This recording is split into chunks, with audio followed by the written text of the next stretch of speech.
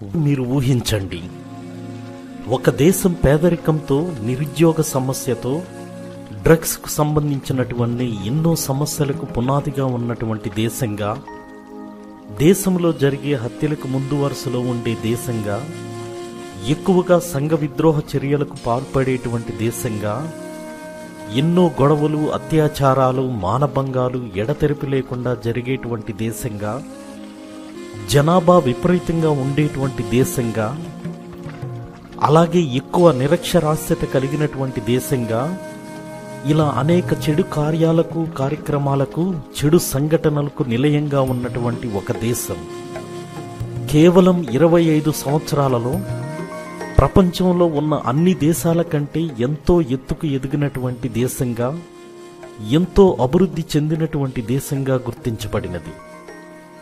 ఆ దేశం ఏమిటో మీరు ఊహించగలరా? మీరు ఇలా ఎక్కువగా ఆలోచించుకోవాల్సిన పని లేదు.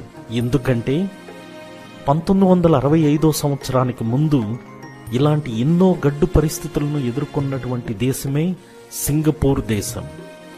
కానీ 1965 సంవత్సరం తరువాత కేవలం 25 సంవత్సరాలలో ఆ దేశం యొక్క తలరాతే మారిపోయింది. ఈ ప్రపంచంలో ఉన్నటువంటి అన్ని దేశాలు సింగపూర్ దేశాన్ని చూసి ఎంతో షాక్ అయ్యాయి. ఎందుకంటే 1965 సంవత్సరం తరువాత కేవలం 25 సంవత్సరాలలో ఈ సింగపూర్ అనేది ఎంతో అభివృద్ధి చెందింది. సింగపూర్ దేశంలో నివసించేటువంటి ప్రజలు ఎంతో ధనవంతులుగా మారిపోయారు. ఇప్పుడు మనం చూసుకున్నట్లయితే ప్రపంచంలో ఉన్నటువంటి మొదటి 5 దేశాల్లో అత్యంత ధనిక దేశంగా ఈ యొక్క సింగపూర్ అనేది కూడా చేర్చబడింది. కేవలం అత్యంత ధనిక దేశంగానే మాత్రమే కాదు, ఎంతో శుభ్రంగా ఉండేటువంటి దేశంగా కూడా ప్రసిద్ధి చెందింది. ఈ సింగపూర్ దేశంలో ప్రతి చోట శుభ్రత తప్పగా ఉంటుంది. మురికి అనేది మీకు కనపడదు. ఎక్కడ చూసినా అన్ని పరిసరాలు శుభ్రంగా ఉంటాయి. ఈ దేశం అంత నీటిగా ఉంటుంది. అలాగే ఈ దేశంలో కరప్షన్, అవినీతి అనేదే లేదు. అవినీతి అనేది అస్సలు లేదు. అలాగే హత్యలు, మానభంగాలు, దోపిడీలు, దుర్ఘటనలు అనేవి ఏమీ లేవు. మన ఆసియా ఖండంలో ఉన్న అన్ని దేశాల కంటే సింగపూర్ దేశం మొదటి స్థానంలో ఉంటుంది. కానీ ఇది ఈ దేశానికి ఎలా సాధ్యపడింది?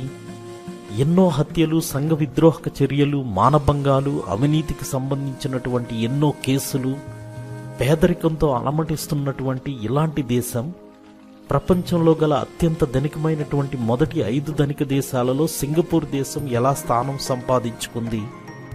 అసలు ఇది సింగపూర్ దేశానికి ఎలా సాధ్యమైంది? అసలు ఈ యొక్క కథలో హీరో ఎవరు? ఈ సింగపూర్ దేశాన్ని ఇంత అభివృద్ధికి నడిపించినటువంటి ఆ వ్యక్తి ఎవరు? కనుక ఈరోజు మనం చూసేటువంటి ఈ వీడియోలో సింగపూర్ దేశం అత్యంత పేదరికమును అనుభవించిన దేశం నుంచి అత్యంత ధనిక దేశంగా ఎలా మార్చబడిందో మనం చూద్దాం. The hostility between Singapore's ethnic Chinese and Malays finally erupted into violent clashes. And as long as I'm in charge, nobody's going to knock it down. From the lack of land in high density, but with some hefty government purchasing power, they did the impossible. Singapore ఇది చాలా చిన్న దేశం. ఇది ఎంత చిన్న దేశం అంటే ప్రపంచ పటంలో కూడా దీన్ని చూపించడం అనేది ఎంతో కష్టతరమైంది.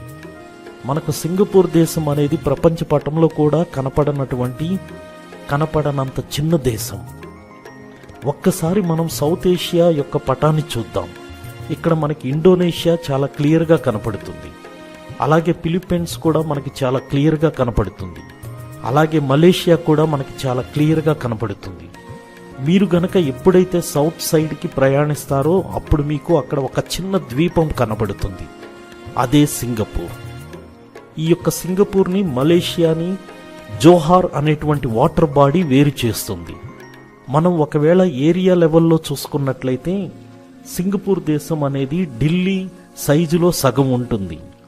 కనుక ఇంత చిన్న ద్వీపంలో సుమారు 5.7 మిలియన్ ప్రజలు, అనగా కేవలం 57 లక్షల మంది ప్రజలు నివసిస్తున్నారు. సింగపూర్ దేశం యొక్క టోటల్ ఏరియా అనేది 710 స్క్వేర్ కిలోమీటర్స్. ఈ విధంగా మనం చూసుకున్నట్లయితే సింగపూర్ దేశంలో ఉన్నటువంటి జనాభా ప్రతి స్క్వేర్ కిలోమీటర్కి 8,028 మంది ప్రజలు ఉన్నారు. మనం మన భారతదేశంలో గనక చూసుకున్నట్లయితే మనది అధిక జనాభా కలిగినటువంటి దేశం. కానీ మనం గనక జనాభా డెన్సిటీ పరంగా కంపేర్ చేసినట్లయితే భారతదేశం యొక్క జనాభా డెన్సిటీ ప్రతి స్క్వేర్ కిలోమీటర్కి 446 మంది ప్రజలు ఉన్నారు. కనుక ఈ విధంగా చూసుకున్నట్లయితే సింగపూర్ దేశం యొక్క జనాభా డెన్సిటీ ప్రతి స్క్వేర్ కిలోమీటర్కి అనేది భారతదేశ జనాభా కన్నా 18 రెట్లు ఎక్కువ జనాభా కలిగినటువంటి దేశం. కనుక మనం పూర్తిగా చూసినట్లయితే సింగపూర్ దేశం అనేది 3వ డెన్సిటీ పాపులేటెడ్ దేశం. ఇది కేవలం మొనాకో మరియు మకావో దేశాల తర్వాత ఉన్నది. అనగా ఇది ఓవర్ డెన్సిటీ పాపులేటెడ్ దేశం. ఇక్కడ మనకి ఒక ఇంట్రెస్టింగ్ ఫ్యాక్ట్ ఉన్నది. అదేమిటంటే సింగపూర్ అనేటువంటి పేరుకు గల ముఖ్య కారణం ఏమిటో తెలుసా?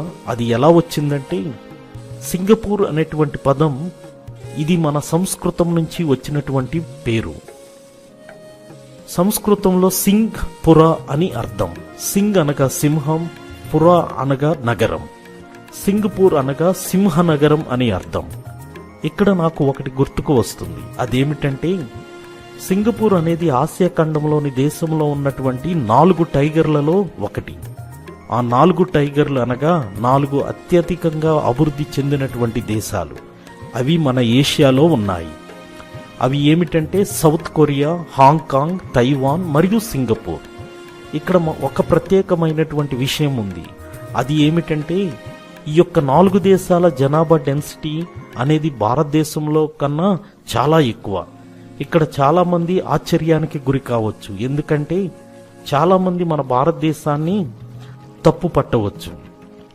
ఎందుకంటే భారతదేశంలో అధిక జనాభా ఉండడం వల్లే అభివృద్ధి అనేది జరగటం లేదు అని ఆలోచించుకోవచ్చు. కానీ ఇక్కడ జీడిపి పర్ క్యాపిటల్ మరియు పాపులేషన్ డెన్సిటీ అనేటువంటివి 2 టైగర్లు భారతదేశానికన్నా చాలా ఎక్కువగా ఉన్నాయి. ఇక్కడ నివసించేటువంటి ప్రజల గురించి మనం మాట్లాడుకున్నట్లయితే సింగపూర్ అనేది ఒక డైవర్స్ కంట్రీ. ఇక్కడ ఎన్నో మతాలకు చెందినటువంటి ప్రజలు నివసిస్తూ ఉన్నారు. సింగపూర్ దేశంలో ముఖ్యంగా 5 ముఖ్యమైన మతాలు ఉన్నాయి. బుద్ధులు, క్రైస్తవులు, ముస్లింలు, తావోయిస్టులు మరియు హిందువులు. ఈ 5 మతాలే కాకుండా యూదులు కూడా చిన్న సంఖ్యలో ఉన్నారు. జొరాస్ట్రియన్స్, జైన్లు మరియు సిక్కులు కూడా ఉన్నారు. 2వ లార్జెస్ట్ గ్రూప్ ఎవరంటే ఎథియిస్టులు అనగా నాస్తికులు కూడా ఉన్నారు. వీరు దేవుడిని నమ్మని వాళ్ళు. వీళ్ళు ఇక్కడ చాలా ఎక్కువ మంది ఉన్నారు. కనుక కేవలం మతపరంగా చూసినట్లయితే సింగపూర్ దేశంలో ఎన్నో మతాలు ఉన్నాయి. ఇదే కాకుండా ఇక్కడ అనేక తెగలు కూడా ఉన్నాయి. కనుక సింగపూర్ దేశంలో చైనా దేశానికి సంబంధించినటువంటి తెగకు చెందినటువంటి ప్రజలు 74.5% మంది ఉన్నారు. అనగా 100 మంది ప్రజల్లో 74% మంది చైనా వాళ్ళు ఉన్నారు. వీళ్ళు ఎక్కువ మెజారిటీ గల తెగకు చెందిన వంటి ప్రజలు. ఆ తర్వాత మలేస్ అనేవాళ్ళు 13.5% మంది ఉన్నారు. అంటే వాళ్ళు మలేషియా దేశానికి చెందినటువంటి వాళ్ళు. భారతదేశానికి చెందినటువంటి ప్రజలు కేవలం 9% మాత్రమే ఉన్నారు. ఈ 9%లో ఎక్కువ శాతం మంది తమిళనాడు, బెంగాలీస్ మరియు పంజాబీస్ ఉన్నారు. మిగతా 3% వారు యూరోషియన్స్ మరియు అరబ్ తెగకు చెందినటువంటి వారు ఉన్నారు. మనం సింగపూర్ ప్రజల గురించి మాట్లాడేటప్పుడు ఒరాంగ్ లౌట్ అనే వారి గురించి మాట్లాడకుండా ఉండకూడదు. వీళ్ళు సింగపూర్ దేశంలో ఉన్నటువంటి నిజమైనటువంటి తెగవాళ్ళు. వీళ్ళు మొదటి నుంచి ఇక్కడ నివసిస్తూనే ఉన్నారు. వీరిని ట్రైబల్స్ అని అంటారు.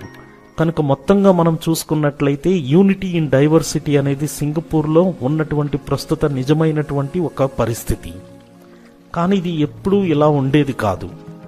మనం ఒక్కసారి సింగపూర్కి సంబంధించినటువంటి చరిత్ర వెనక్కి వెళ్లి చూసినట్లయితే పాతకాలంలో సింగపూర్ ద్వీపం అనేది కేవలం వ్యాపారానికి సంబంధించినటువంటి ఒక ద్వీపంగా ఉండేది. కనుక ఇక్కడ వ్యాపారం చేయడానికి మలే, థాయ్, సింగపూర్ ద్వీపానికి Malay, Thai, Indian, Arab, Japanese, Chinese దేశానికి సంబంధించినటువంటి వ్యాపారానికి సంబంధించినటువంటి వ్యాపారులు ఈ యొక్క సింగపూర్ ద్వీపానికి వచ్చి వ్యాపారం చేసేవాళ్ళు. కనుక సింగపూర్ యొక్క చరిత్ర మొత్తం మనం చూసినట్లయితే మొదటి నుంచి ఈ యొక్క సింగపూర్ ద్వీపం అనేది ఇండోనేషియన్ రాజు చేత ఆక్రమించబడి ఉన్నది.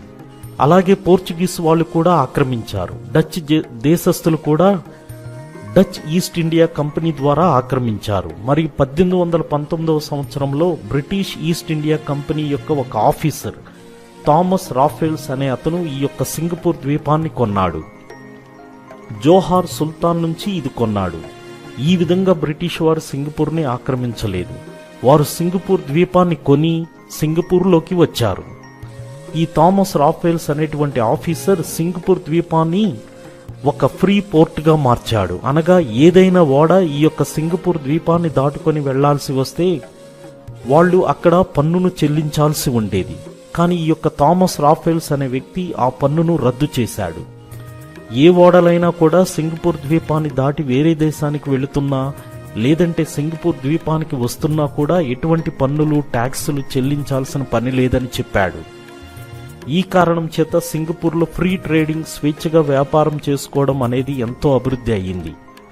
1869 సంవత్సరంలో సూయజ్ కెనాల్ అనేది వాడకంలోకి వస్తుంది. సూయజ్ కెనాల్ అనేది ఓపెన్ అయ్యింది. దీని అర్థం ఏమిటంటే అప్పటి వరకు ఏదైనా ఓడ సముద్రంలో ప్రయాణించాలంటే ఆఫ్రికా మొత్తాన్ని చుట్టి ఇతర దేశాలకు వెళ్లేది. కానీ సూయజ్ కెనాల్ ఓపెన్ చేసిన తరువాత ఇలా ఆఫ్రికా దేశాన్ని మొత్తానికి వెళ్లాల్సిన పని అనేది లేదు. ఈ యొక్క కారణం చేత సింగపూర్కి మరెన్నో ఓడలు రావటం మొదలుపెట్టాయి. చాలా ఓడలు సింగపూర్ ద్వీపాన్ని ఎలా ఉపయోగిస్తున్నాయి అంటే వాటికి ఓడలో పెట్రోల్ గాని డీజిల్ గాని నింపుకోవడానికి సింగపూర్ని ఒక స్టేషన్గా ఉపయోగించుకుంటున్నాయి.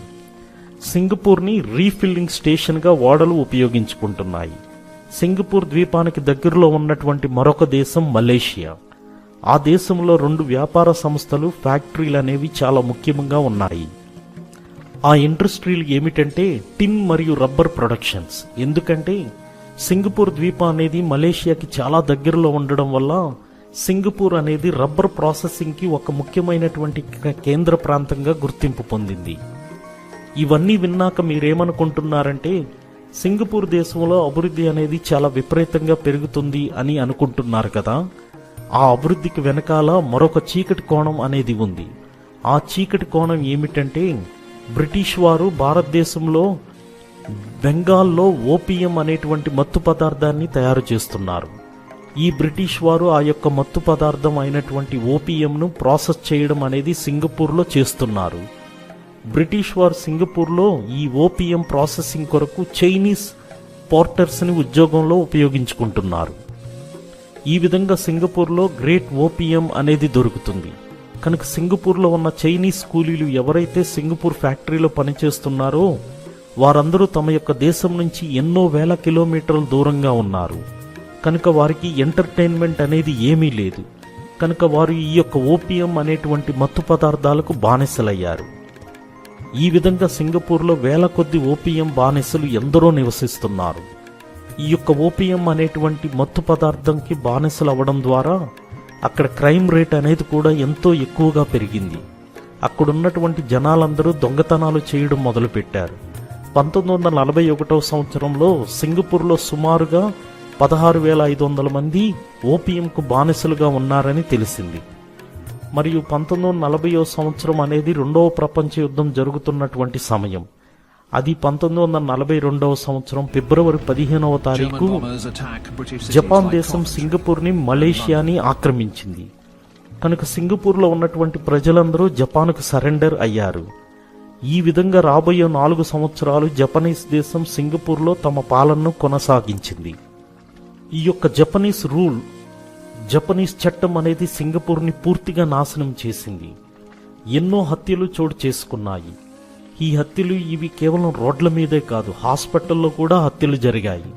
చాలా మంది సింగపూర్ సైనికులు ఎంతో టార్చర్ని అనుభవించారు. వేల మంది సింగపూర్ ప్రజలు బలవంతంగా జపనీస్ చేతిలో కార్మికులుగా మార్చబడ్డారు. అలాగే సింగపూర్లో ఉన్నటువంటి వేల మంది స్త్రీలు కూడా పడుపు వృత్తికి అనగా వేశ్యలుగా బలవంతంగా చేర్చబడ్డారు.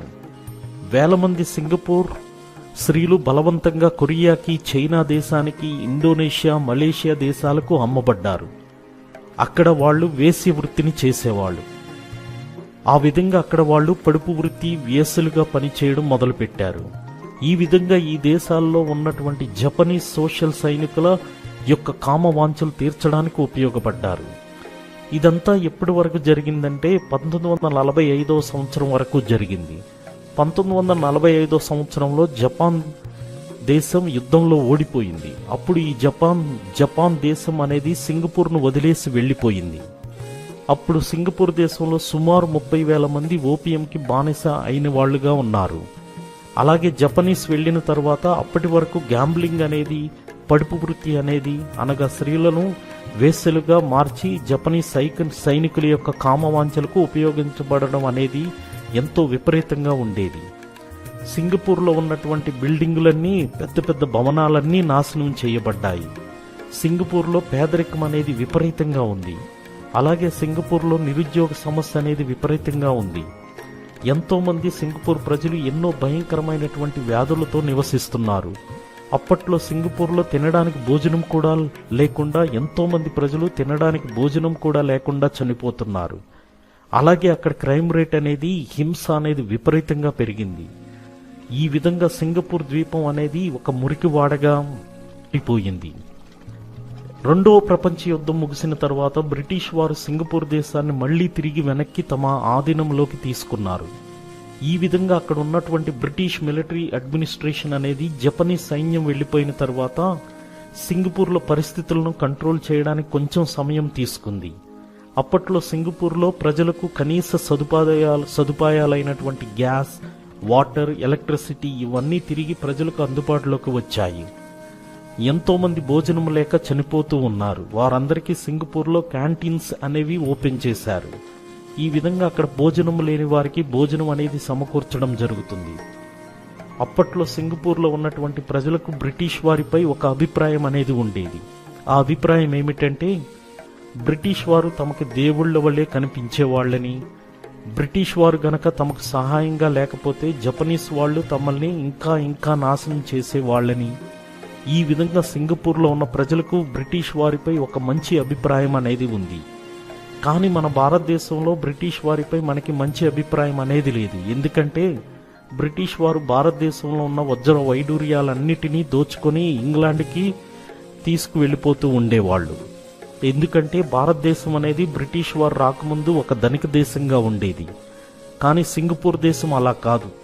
బ్రిటిష్ వారు రాకముందు సింగపూర్ దేశం జపనీస్ ద్వారా పరిపాలించబడింది. అలాగే జపనీస్ వారు సింగపూర్ని పూర్తిగా నాశనం చేస్తూ ఉన్నారు. కనుక ఈ విధంగా బ్రిటిష్ వారు సింగపూర్కు వచ్చిన తర్వాత జరిగిన మార్పులన్నీ సింగపూర్ ప్రజలకు మంచిగా ఉండడం వల్ల వాళ్ళు బ్రిటిష్ వారిని దేవునితో సమానంగా చూస్తున్నారు. కానీ సింగపూర్ ప్రజలకు తెలియంది ఏమిటంటే, అక్కడ కూడా బ్రిటిష్ వారు ఇవన్నీ చేయడానికి చీకటి కోణం అనేది ఒకటి ఉంది. ఆ కోణం ఏమిటంటే, బ్రిటిష్ వారు జపనీస్ని ఓడించారు. ఆ తర్వాత జపనీస్ వారు సింగపూర్ ప్రజలపై ఇంకొంచెం ఈర్ష్యాద్వేషాలతో ఉన్నారు. ఈ విధంగా జపనీస్ వారు సింగపూర్ వారిని అటాక్ చేయడం మొదలుపెట్టారు. ఇది ఒక కారణం. రెండవ కారణం ఏమిటంటే, ఇది చాలా పెద్ద కారణం. అది ఏమిటంటే, యూకేలో 1945 సంవత్సరం జులైలో అక్కడ ప్రభుత్వం మారింది. యూకేలో కన్సర్వేటివ్ పార్టీ అనేది అధికారంలో లేదు. లేబర్ పార్టీ అనేది అధికారంలోకి వచ్చింది. ఈ విధంగా లేబర్ పార్టీ వారు ఇంపీరియలిజంకు వ్యతిరేకంగా ఉన్నారు.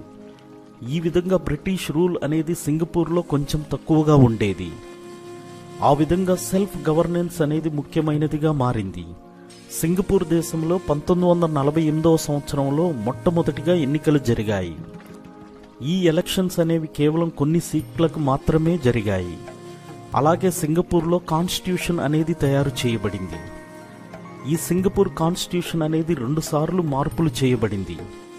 1955 సంవత్సరంలో మరియు 1958 సంవత్సరంలో ఈ యొక్క సింగపూర్ కాన్స్టిట్యూషన్ మీద మార్పులు జరిగాయి. 2 సార్లు రివిజన్ చేయబడింది. 1959 సంవత్సరంలో ఎన్నికలు అనేవి ప్రాపర్ ఫుల్ స్కేల్లో జరపబడినవి. ఈ ఎన్నికలలో young leader Lee Kuan Yew అనేటువంటి లీడర్ గెలిచాడు. ఇతను secretary general of people's action పార్టీకి చెందినవాడు. ఇది పిఏపి పార్టీకి సంబంధించింది. ఈ పిఏపి పార్టీని గుర్తుపెట్టుకోండి, మనం ఎన్నోసార్లు ఈ వీడియోలో చూస్తాము. ఇతను లీ కువాన్ యూ అనేటువంటి లీడర్ సింగపూర్కి మొట్టమొదటి ప్రధానమంత్రి అయ్యాడు. మొదట్లో ఇతను నమ్మినది ఏమిటంటే సింగపూర్ అనేది తన కాళ్ల మీద తాను ఎప్పుడూ నిలబడలేదని, ఇప్పుడు ఇతరులపై ఆధారపడి పోవాల్సి ఉంటుందని ఇతను నమ్మేవాడు. సింగపూర్ దేశం అనేది ఎప్పుడూ మలేషియా దేశంపై పడవలసి వస్తుందని ఇతను నమ్మేవాడు. కనుక ఈ విధంగా మనం మలేషియా దేశంలో భాగం అవ్వాల్సింది అని నమ్మేవాడు. 1963వ సంవత్సరంలో ఇతను సింగపూర్ దేశాన్ని మలేషియా దేశంలో కలుపుతాడు. ఇక్కడ మనకి ఒక షాకింగ్ ట్విస్ట్ అనేది వస్తుంది. మలేషియా ప్రభుత్వం సింగపూర్ దేశాన్ని తన దేశంలో కలుపుకోవడంతో మలేషియా దేశం అనుకునేది ఏమిటంటే ఇది పెద్ద విశేషమేమీ కాదు, ఈ విధంగా అంత సీరియస్గా అయితే తీసుకోలేదు. దీనికి అతిపెద్ద కారణం ఏమిటంటే 1964 సంవత్సరంలో మలేషియా దేశంలో జరిగినటువంటి ఎన్నికలలో పీవీపీ ప్రభుత్వము, పీఏపీ పార్టీ ఈ ఎన్నికలలో పోటీ చేయడానికి నిర్ణయించుకుంది. మలేషియా దేశంలోని రాజకీయ నాయకులకు, రాజకీయ పార్టీలకు ఇది నచ్చలేదు. ఎందుకంటే పీఏపీ పార్టీ అనేది సింగపూర్ యొక్క పార్టీ. సింగపూర్ని మలేషియా దేశంలో కలిపిన తరువాత ఈ పీఏపీ పార్టీ అనేది మలేషియా దేశ ఎన్నికలలో పోటీ చేయడానికి నిర్ణయించుకున్నప్పుడు మలేషియా దేశంలోని రాజకీయ నాయకులకు, రాజకీయ పార్టీలకు ఇది ససేమీరా నచ్చలేదు. మరొక భాగంగా మనం చూసినట్లయితే సింగపూర్ దేశంలో నివసిస్తున్నటువంటి ప్రజలకు సింగపూర్ దేశం మలేషియా దేశంతో కలిసినందుకు ఇష్టపడలేదు.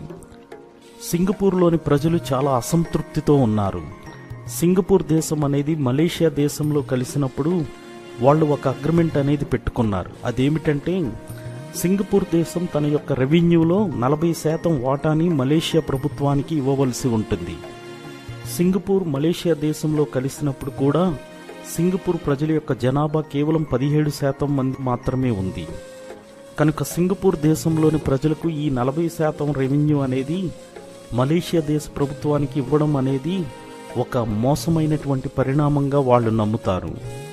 ఇదే కాకుండా మలేషియా దేశ కాన్స్టిట్యూషన్ ఆర్టికల్ 153 ద్వారా మలేషియా దేశ ప్రజలు అనేక హక్కులు మరియు ప్రివిలేజెస్ కలిగి ఉన్నారు.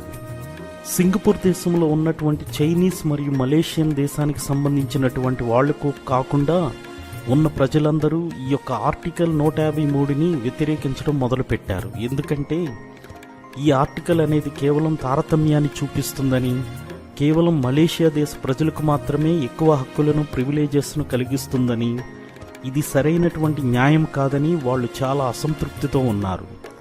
ఈ యొక్క ఆర్టికల్ని వాళ్ళు వ్యతిరేకించడం మొదలుపెట్టారు.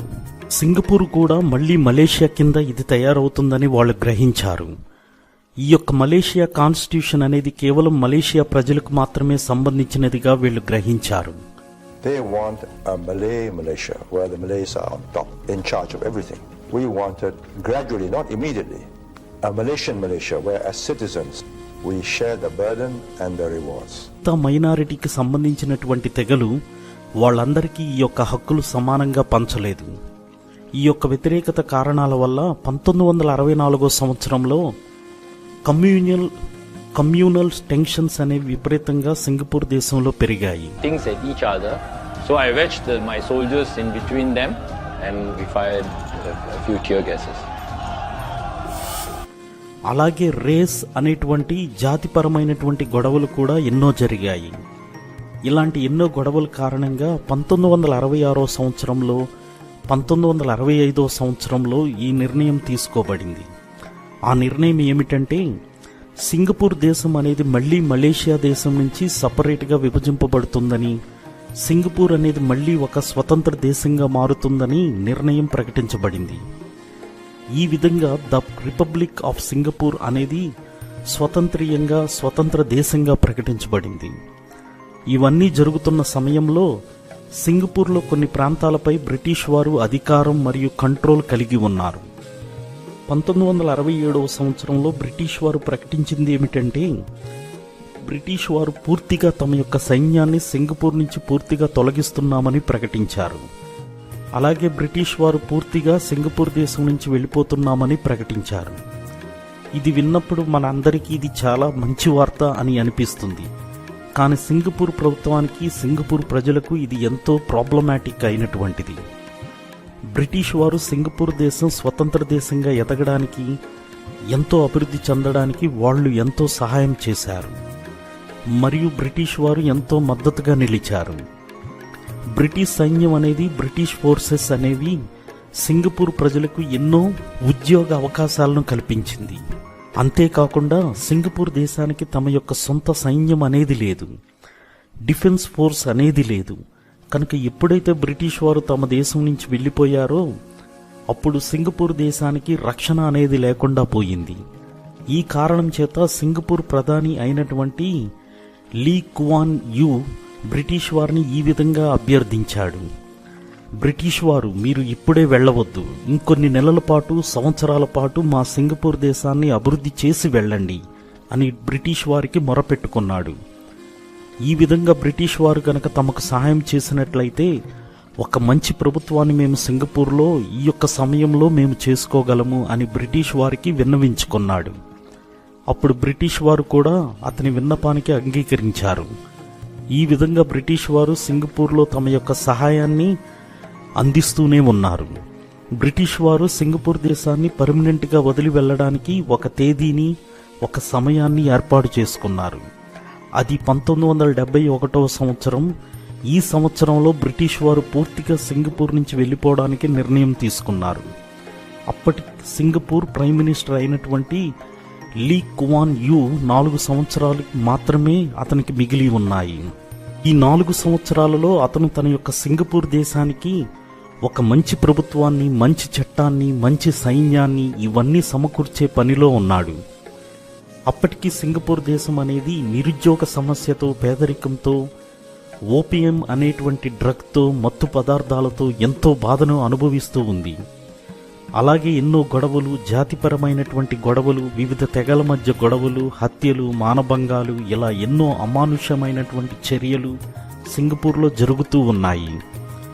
ఎప్పుడైతే మలేషియా దేశం నుంచి సింగపూర్ విభజింపబడిందో అప్పటి నుంచి సింగపూర్ దేశంలో తమకంటూ వనరులు ఏమీ లేవు, సహజమైనటువంటి వనరులు అనేవి ఏమీ లేవు. మరి ఇన్ని సమస్యలతో, ఇన్ని గొడవలతో ఏమీ లేకుండా సింగపూర్ అనేది అభివృద్ధి ఎలా చెందుతుంది? పైగా బ్రిటిష్ వారు కూడా 1971 సంవత్సరంలో పూర్తిగా తమ దేశం నుంచి వెళ్ళిపోతారు. వాళ్ళు వెళ్ళిపోతే గనక అప్పటికి ఇంకా ఎవరి సహాయం వాళ్లకు అందదు. కనుక కేవలం 4 సంవత్సరాలు మాత్రమే మిగిలి ఉన్నాయి. ఇది ప్రధానమంత్రికి ఒక పెద్ద పరీక్ష. ఇక్కడి నుంచి ఒక అద్భుతమైనటువంటి, ఆశ్చర్యకరమైనటువంటి ప్రయాణం అనేది సింగపూర్ అభివృద్ధికై జరుగుతూ ఉంది. దీనిలో అప్పటి ప్రైమ్ మినిస్టర్, ప్రధానమంత్రి అయినటువంటి లీ కువాన్ యూ, అతని ప్రమేయం ఎంతో ఉంది. అతనే సింగపూర్ని ఎంతో డెవలప్ చేశాడు. అతను వెంటనే తన యొక్క పనిని ప్రారంభించాడు. మొట్టమొదటి పని ఏమి చేశాడంటే, సింగపూర్ పక్క ఉన్నటువంటి అన్ని దేశాలతో శాంతి సంబంధాలను కలిగి ఉన్నాడు. ఈ విధంగా సింగపూర్ సరిహద్దుల్లో ఉన్నటువంటి అనేక సమస్యలను శాంతియుతంగా పరిష్కరించాడు. 1967 సంవత్సరంలో ఇతను ఏషియన్ అనేటువంటి ఒక గ్రూపుని స్థాపిస్తాడు. ఏషియన్ అంటే association of south east Asian nations. దీనిలో 5 దేశాలకు సంబంధించినటువంటి విదేశీ శాఖ మంత్రులు ఉంటారు. Indonesia, Malaysia, Philippines, Singapore, Thailand యొక్క దేశాలకు సంబంధించినటువంటి విదేశీ శాఖ మంత్రులు ఈ గ్రూప్లో మెంబర్స్గా ఉంటారు. ఈ యొక్క గ్రూప్ యొక్క ముఖ్య ఉద్దేశం ఏమిటంటే, ఈ 5 దేశాల్లో ఉన్నటువంటి సామాజిక, ఆర్థిక, మతపరమైనటువంటి, సంస్కృతపరమైనటువంటి, టెక్నికల్ పరమైనటువంటి, ఎడ్యుకేషన్కి సంబంధించిన అన్ని విభాగాలపై కలిసిమెలిసి అభివృద్ధి చేపడదాం అన్నటువంటి ఒక ముఖ్య ఉద్దేశం ఈ యొక్క గ్రూప్కి ఉంది. ఈ యొక్క 5 దేశాలలో శాంతి మరియు స్టెబిలిటీని ఏర్పాటు చేయడం అనేది వాళ్ళ యొక్క ముఖ్య ఉద్దేశం. ఇది స్థాపించినంత మాత్రాన సింగపూర్ దేశానికి తమ యొక్క సైన్యం యొక్క అవసరం లేదా అంటే, ఇది కేవలం అభివృద్ధి పరంగా తీసుకున్నటువంటి ఒక గ్రూప్ నిర్ణయం మాత్రమే. ఇంతేకాకుండా మొదటిగా సింగపూర్ దేశానికి ఒక సైన్యం అనేది కూడా ఉండాలి. రెండవది ఏమిటంటే, డిఫెన్స్ ఆఫ్ ద నేషన్ అనగా తమ దేశాన్ని రక్షణ పరంగా కాపాడుకోవడానికి కూడా ఎంతో ముఖ్యం. ఇదే సంవత్సరంలో నేషనల్ సర్వీస్ అనేటువంటి ఒక సంస్థను స్థాపించాడు. ఈ యొక్క నేషనల్ సర్వీస్ యొక్క ముఖ్య ఉద్దేశం ఏమిటంటే, సింగపూర్ దేశంలో ఉన్నటువంటి యువతకి ఎప్పుడైతే 16 సంవత్సరాలు నిండుతాయో అప్పుడు ఆ యొక్క యువత, ఆడవాళ్ళు, మగవాళ్ళు అందరూ ఈ యొక్క నేషనల్ సర్వీస్లో రిజిస్ట్రేషన్ చేసుకోవాలి. వాళ్ళకి 18 సంవత్సరాలు నిండిన తర్వాత వాళ్ళకి ఒక నోటీస్ అనేది పంపబడుతుంది. దాని ద్వారా వాళ్ళు తప్పనిసరిగా నేషనల్ సర్వీస్లో రిజిస్ట్రేషన్ చేసుకోవాలి. దీని అర్థం ఏమిటంటే దేశంలో ఎవరికైతే 18 సంవత్సరాలు నిండుతాయో వాళ్ళందరూ తప్పనిసరిగా నేషనల్ సర్వీస్లో రిజిస్ట్రేషన్ చేసుకోవాల్సిందే. ఇది కంపల్సరీ. ఈ విధంగా వాళ్ళు ఆర్మీలో కానీ, డిఫెన్స్ ఫోర్స్లో కానీ, నేషనల్ సర్వీస్లో కానీ తప్పనిసరిగా జాయిన్ అవ్వాల్సిందే. ఈ విధంగా జాయిన్ అయ్యి కొన్ని సంవత్సరాల పాటు వాళ్ళు దేశ సేవకి తమ జీవితాన్ని అర్పించాల్సి ఉంటుంది. ఏదైనా దేశం నిజంగా అభివృద్ధి చెందాలనుకుంటే ఆ దేశానికి చదువు అనేది ఎంతో ముఖ్యం. ఆ దేశం చదువుపై, ఎడ్యుకేషన్పై ఫోకస్ పెట్టాల్సిందే. సింగపూర్ దేశం కూడా ఇదే చేసింది. సింగపూర్ దేశంలో కంపల్సరీ ప్రైమరీ ఎడ్యుకేషన్ అనేది ఉంటుంది. అలాగే హై క్వాలిటీ పబ్లిక్ ఎడ్యుకేషన్ అనేది కూడా ఉంటుంది. సింగపూర్ దేశంలో ప్రభుత్వ పాఠశాలలు అనేవి, ప్రభుత్వ కాలేజీలు అనేవి ఎంతో ఆధునికంగా ఉంటాయి, ఎంతో గొప్ప టెక్నాలజీని కలిగి ఉంటాయి.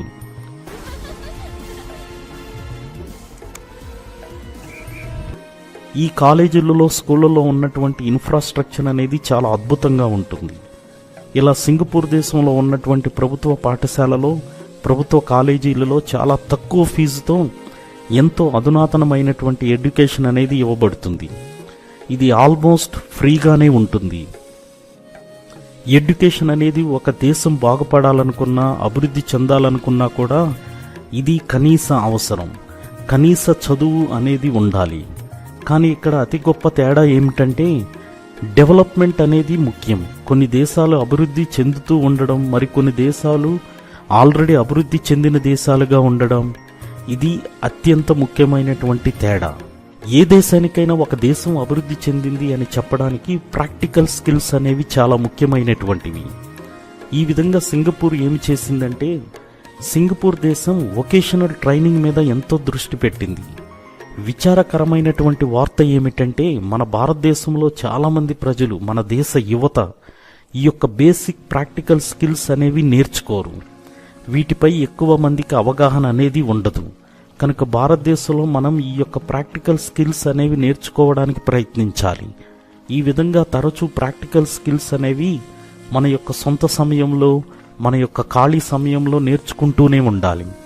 ఈ విధంగా మనం ప్రాక్టికల్ స్కిల్స్ నేర్చుకున్నట్లయితే మన భారతదేశానికి కూడా మనం ఎంతో ముఖ్యమైనటువంటి అభివృద్ధి చెందడానికి ముఖ్యమైనటువంటి వెపన్స్గా ఉపయోగపడతాం.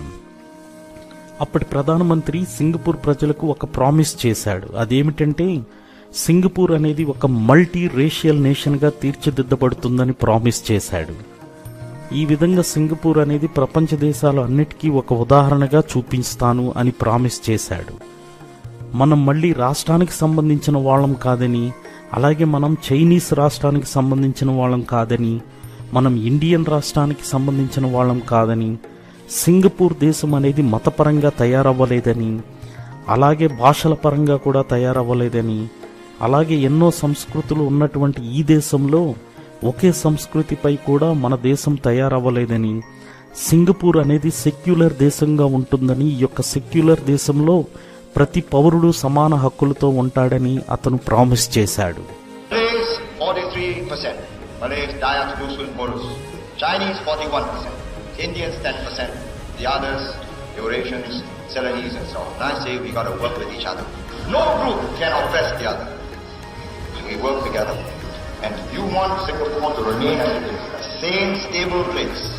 సింగపూర్ చట్టంలో సెక్యులర్ అనే పదం జోడించడం అనేది మాత్రమే కాదు, అలా కాన్స్టిట్యూషన్లో ఈ పదాన్ని చేర్చినంత మాత్రాన దేశంలో సమాన హక్కులు అనేవి ఉండవు. సింగపూర్ దేశంలో ఉన్నటువంటి అనేక సంస్కృతులు గల ప్రజలు, అనేక మతాలు గల వంటి ప్రజలు, అనేక భాషలు గల ప్రజలు ఇది ఎలా సాధ్యం అన్నటువంటి ఒక సందేహం అనేది వాళ్ళల్లో ఉంది. సింగపూర్ దేశంలో అనేక తెగలు ఉన్నాయి, అనేక భాషలు ఉన్నాయి, అనేక సంస్కృతులు ఉన్నాయి. ఇలా వీళ్ళ మధ్య ఎన్నో మతపరమైనటువంటి గొడవలు, జాతిపరమైనటువంటి గొడవలు, భాషాపరమైనటువంటి గొడవలు అనేకంగా ఉన్నాయి. కనుక సింగపూర్ దేశం అనేది సెక్యులర్గా ఎలా తయారవుతుంది? అందరికీ సమాన హక్కులు అనేవి ఎలా వస్తాయి అని ఎంతోమంది ప్రజలు ఈ యొక్క సందేహాలను కలిగి ఉన్నారు. ఎందుకంటే సింగపూర్ దేశంలో ఉన్న ప్రజలు ఒకరితో ఒకరు కలవరు. ఎందుకంటే వాళ్ళు వేరే వేరే జాతులకు, భాషలకు సంబంధించిన వాళ్ళు, వేరే వేరే మతాలకు సంబంధించిన వాళ్ళు కనుక ఒకరితో ఒకరు అస్సలు కలవరు.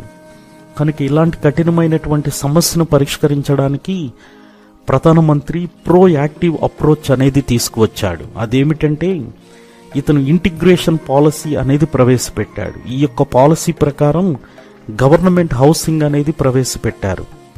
గవర్నమెంట్ చేత ఇవ్వబడినటువంటి ఇళ్లలో ఒక రేషియో అనేది ఫిక్స్ చేశారు.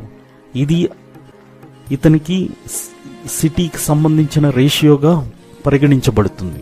ఉదాహరణకి ఒక గవర్నమెంట్ ఇచ్చినటువంటి బిల్డింగ్ ఉందనుకోండి, అందులో 22% మంది మలేషియా ప్రజలు ఉంటారు. అలాగే 84% మంది చైనీస్ ప్రజలు ఉంటారు. 10% మంది భారతదేశ ప్రజలు ఉంటారు. మిగతా వాళ్ళందరూ మైనారిటీకి సంబంధించినటువంటి గ్రూపులో ఉంటారు. కనుక ఇదే పర్సంటేజ్ అనేటువంటిది ఇతని సిటీకి సంబంధించినటువంటి పర్సంటేజ్. ప్రతి గవర్నమెంట్ బిల్డింగ్లోనూ ఇది ఉంటుంది. ఈ విధంగా చైనీస్, మలేషియా మరియు ఇండియన్ అందరూ కలిపి ఒకే బిల్డింగ్లో నివాసం ఉండవచ్చు. ఇది ఎంతో గొప్ప అభివృద్ధి పరమైనటువంటి ఒక మెట్టు. నిజానికి ఇది ఎంతో గొప్ప నిర్ణయం. ఒకవేళ ప్రజలు కనుక తమ యొక్క సొంత నిర్ణయం తీసుకున్నట్లయితే వారికి సంబంధించినటువంటి జాతిపరమైనటువంటి సంఘాలు, మతపరమైనటువంటి సంఘాలు వాళ్ళ మనుషులను కలుషితం చేస్తాయి. మనం వేరే మతానికి సంబంధించిన వాళ్లతో, వేరే దేశం వాళ్లతో, వేరే భాష వాళ్లతో, వేరే సంస్కృతి వాళ్లతో నివసించకూడదు. మన మతం వాళ్ళందరూ కలిసి మనతోనే ఉండాలి. వేరే దేశం వాళ్ళు వాళ్ళ దేశానికి సంబంధించిన వాళ్లతోనే ఉండాలి. ఇలాంటివన్నీ చెడు ఆలోచనలు కలిగి ఉంటారు. ఈ విధంగా ప్రజలు తమ యొక్క సొంత నిర్ణయాలతో ఉన్నట్లయితే గనక ఒకరితో ఒకరు కలిసి ఉండరు. వాళ్ళు తమ యొక్క సొంత కమ్యూనిటీలను తయారు చేసుకుంటారు. ఇది హిందూ ఏరియా, ఈ ఏరియాకి వేరే మతం వాళ్ళు రాకూడదు. అవతల ముస్లిం ఏరియా, అక్కడ ముస్లింలు తప్పనిచ్చి ఇంకెవరూ ఉండకూడదు. ఈ విధంగా దేశంలో మతపరమైనటువంటి, జాతిపరమైనటువంటి, భాషపరమైనటువంటి కమ్యూనిటీస్ అనేవి ఏర్పడతాయి. ఈ విధంగా ఒకరితో ఒకరు కలిసి ఉండరు. ఒకరితో ఒకరు ఎప్పుడూ గొడవ పడుతూ ఉంటారు. కనుక ఇలాంటివి జరగకుండా ఉండాలని, ఇలాంటివి ఆపాలని చెప్పి ప్రధానమంత్రి ఒక గొప్ప నిర్ణయం తీసుకుంటాడు. ఈ విధంగా ఒక బిల్డింగ్లో పర్సంటేజ్గా ఇతను సిటీకి సంబంధించిన వాళ్ళు నివాసం ఉండాలని కండిషన్స్ పెట్టారు.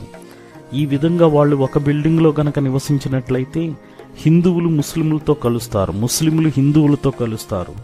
చైనీస్ భారతదేశం వాళ్లతో కలిసి మాట్లాడడం, మంచి పొరుగువారిగా ఉండడం, ఇలా అనేక మంచి మార్పులు జరుగుతూ ఉంటాయి. ఇలా అందరూ శాంతి సమాధానాలతో కలిసి నివసిస్తూ ఉంటారు.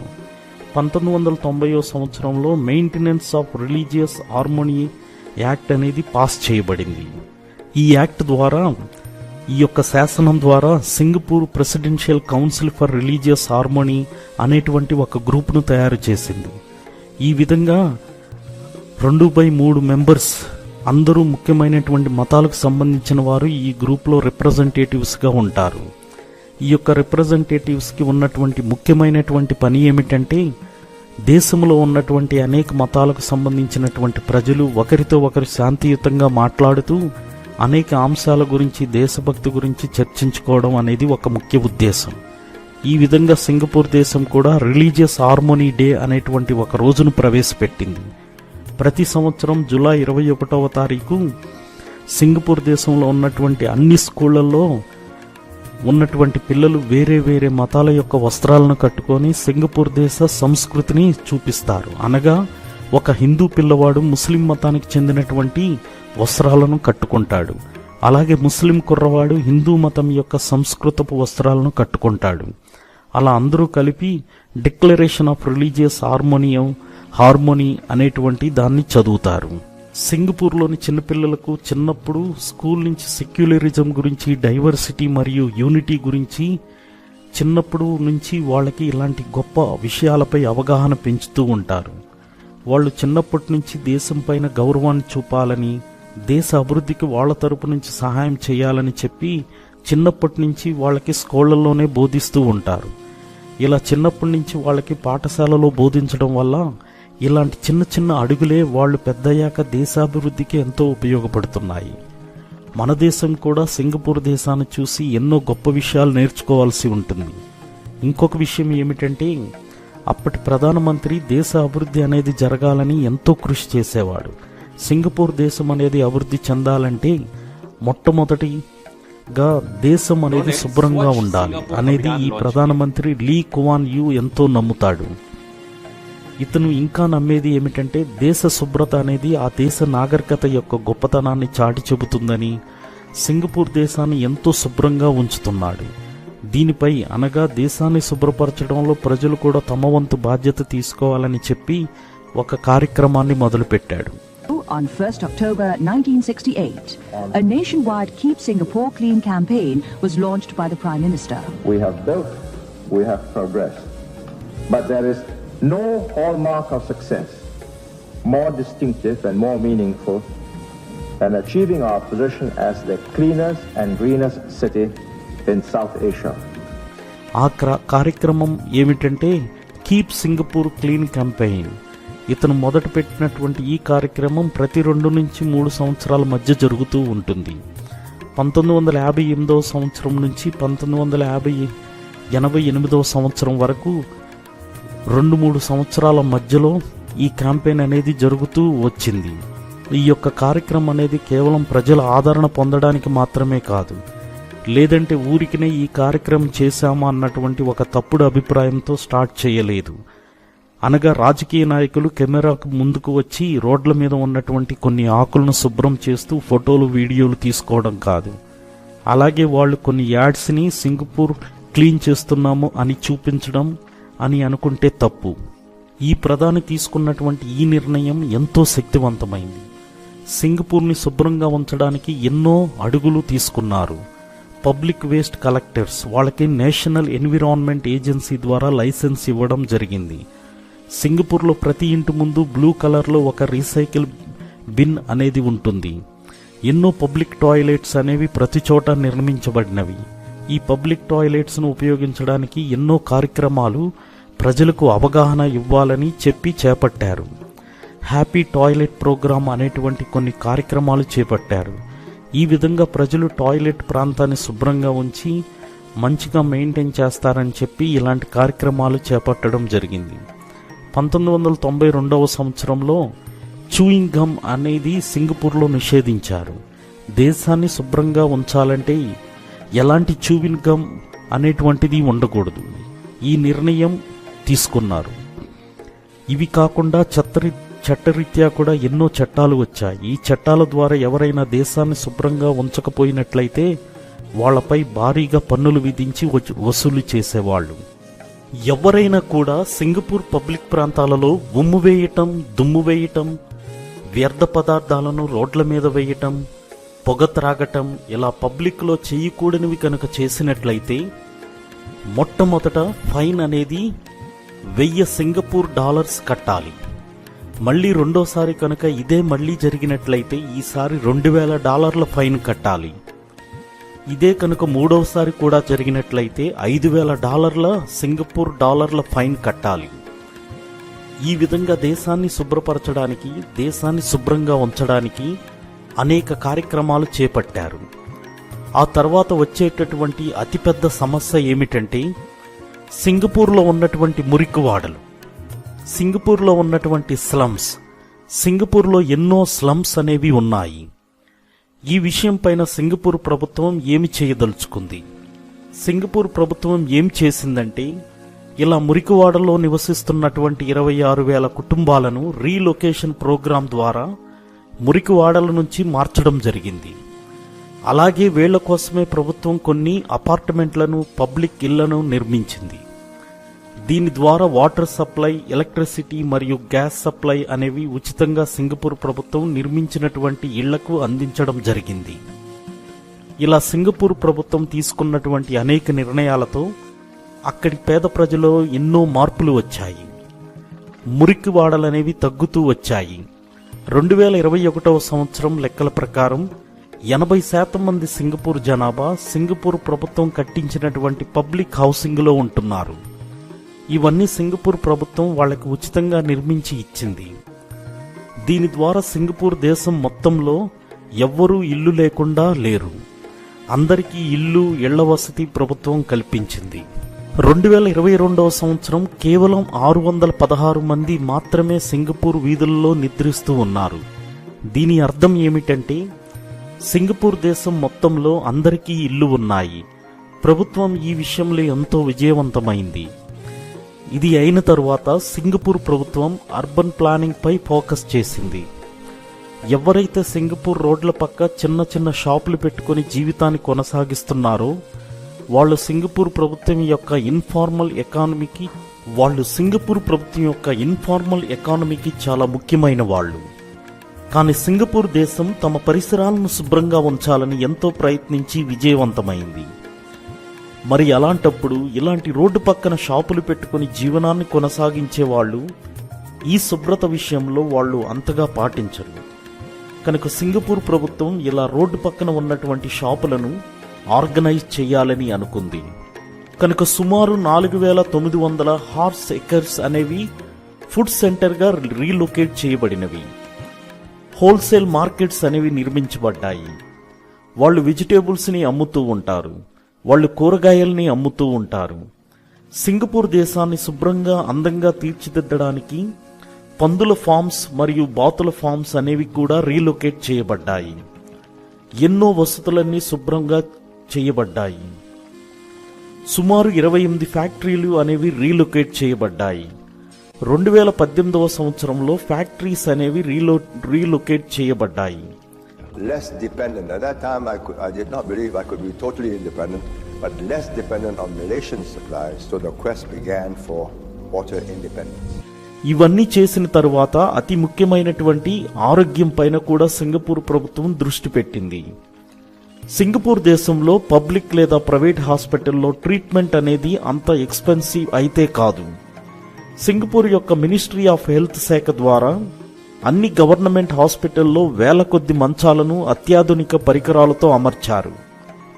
అలాంటి వాళ్ళు అత్యాధునికమైన మెడిసిన్ మరియు మెడిఫండ్ అనేటువంటి పద్ధతిని ఈ యొక్క ఆరోగ్య రంగంలోకి ప్రవేశపెట్టారు.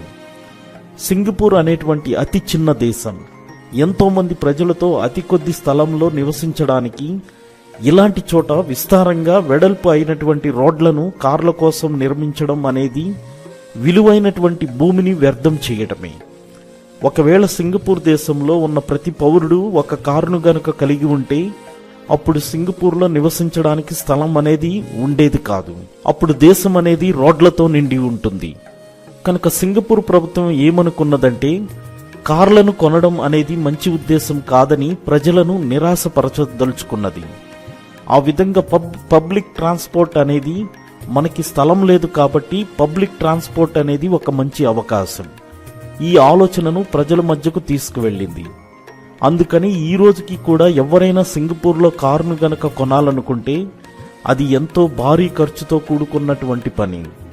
కార్ల యొక్క రేట్లు అనేవి ఆకాశాన్ని అంటుతాయి.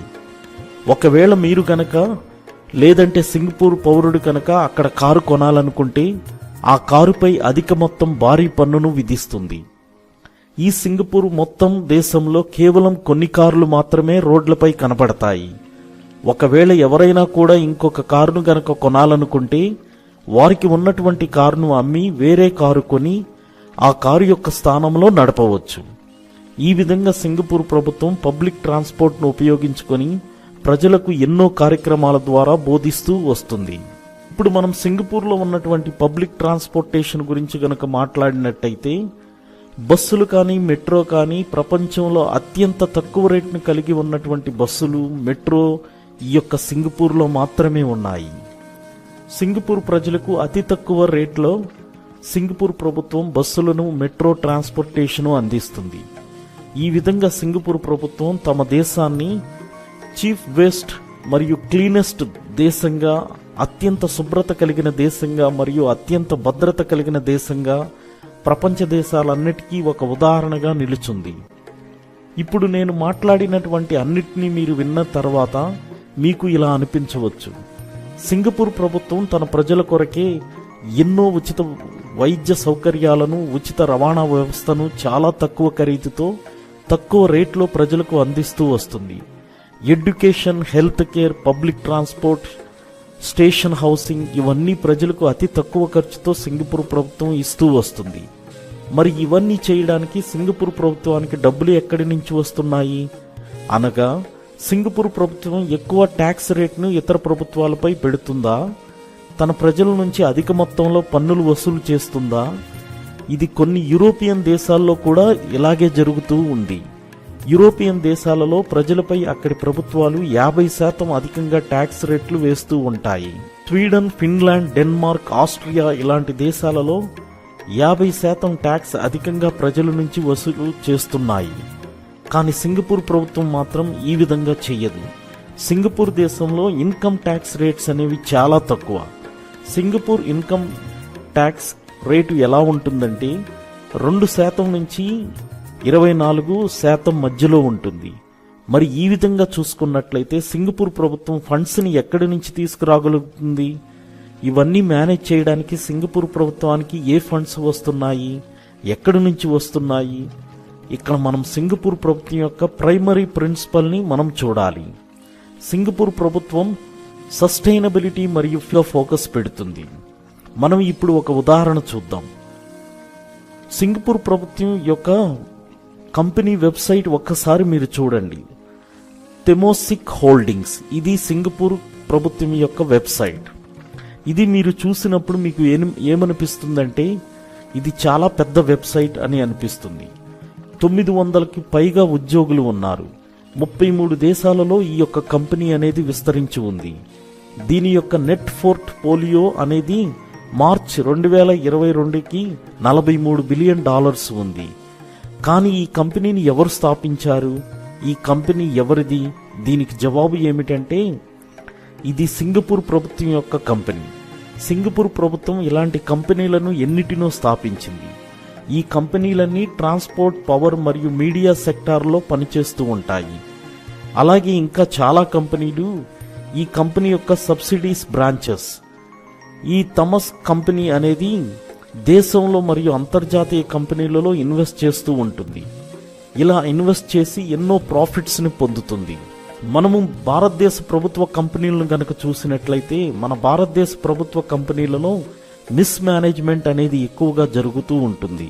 Government had no business to be in business.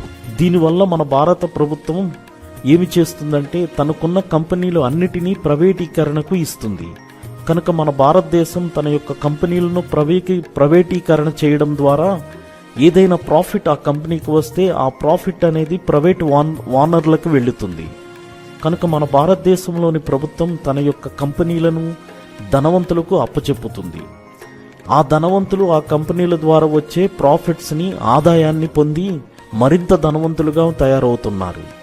అదే భారతదేశ ప్రభుత్వం తన యొక్క కంపెనీలను తనే రన్ చేసినట్లయితే, ప్రాపర్గా మేనేజ్ చేసినట్లయితే అప్పుడు ఆ కంపెనీలకు వచ్చే ప్రాఫిట్స్ అన్నీ మన గవర్నమెంట్కి వెళతాయి. అలా ప్రాఫిట్స్ ద్వారా భారతదేశంలో ఉన్నటువంటి ఎంతోమంది ప్రజలు లబ్ధి పొందవచ్చు. ఇది మీకు తెలుసా?